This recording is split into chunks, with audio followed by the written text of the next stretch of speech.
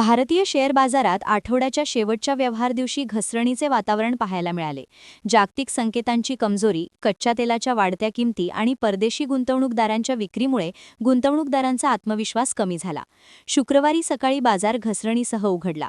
BSE Sensex सुमारे 330 अंकांनी घसरून 77,334 वर पोहोचला, तर निफ्टी 50 93.3 अंकांनी घसरून 23,079.75 वर व्यवहार करत होता.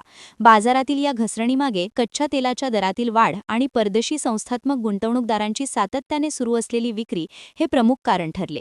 सेन्सेक्समधील 30 कंपन्यांपैकी माहिती तंत्रज्ञान क्षेत्रावर सर्वाधिक दबाव दिसून आला. HCL Technologies, Infosys, Tata Consultancy Services, Tech Mahindra आणि भारती एअरटेल यांच्या शेअर्समध्ये घसरण झाली. तसेच सन फार्मास्युटिकल इंडस्ट्रीज हाही दबावाखाली राहिला.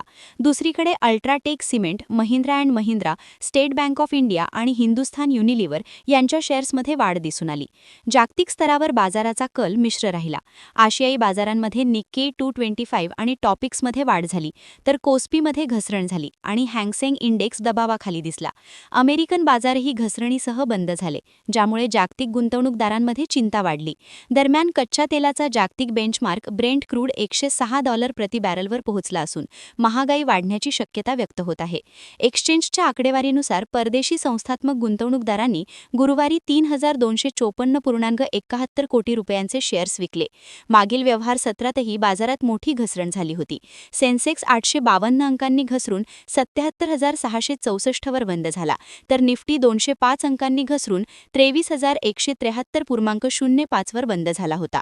एकूणच जागतिक अनिश्चितता, वाढते कच्चे तेल दर आणि परदेशी गुंतवणूकदारांची विक्री यामुळे बाजारावर दबाव कायम असून पुढील काळात गुंतवणूकदारांचे लक्ष जागतिक घडामोडी आणि आर्थिक आकडेवारीकडे राहणार आहे. क्या हुआ बहू? माँ, पाइल्स की बहुत तकलीफ हो रही है. तो तुम गुदरोग सर्जन के पास क्यों नहीं गई?